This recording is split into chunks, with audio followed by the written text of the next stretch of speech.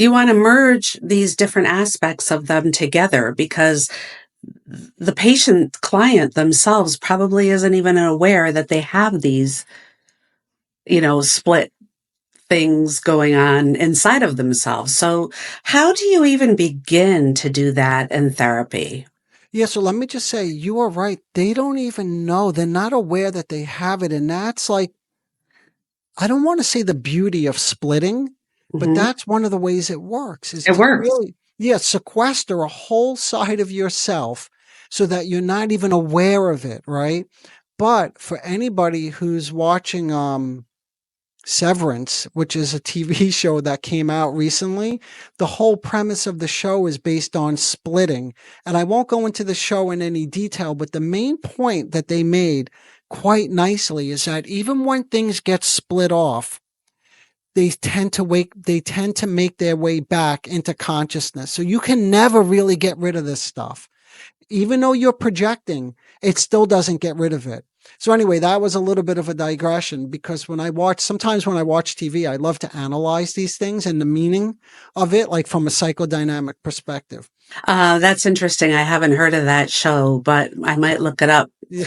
How do you even begin to start to do this in therapy? Like, you have to form a therapeutic alliance first, I would think. How can you talk to us about how you go about doing that with someone with NPD?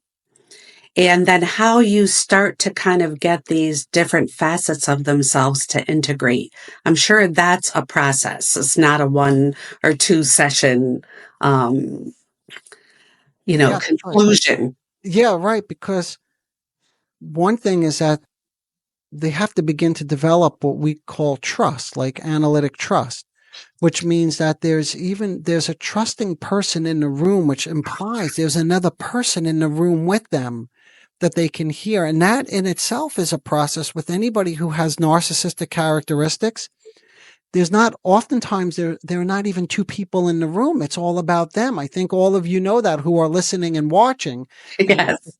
so that's the first step is building a trusting relationship where two people exist. But to do that, and I know, again, I promise I'm not going to go over this again, but that's the act of containment. That's like, in other words, we don't make these kinds of interventions early on because someone will just get very upset. They'll think that you're crazy, like this guy, this example that I just gave. If I came right out and told him that you're angry because you're defending against being all alone in this project and feeling like you're not capable, he'd say, "What are you, crazy? That has nothing to do. I'm angry because they gave me all this work to do." You see, Hmm. because it's so far from their level of awareness. And that's the whole way the structure is set up. So it's set up perfectly to keep the more painful feelings away. But that does not mean we could just introduce them back in because that would be very upsetting to them. So the first step is building this trust. And the way to build the trust is through the act of containment, demonstrating curiosity, interest, never judging. Like you see, nothing to do. I'm not upset that he's angry and smashing his phone.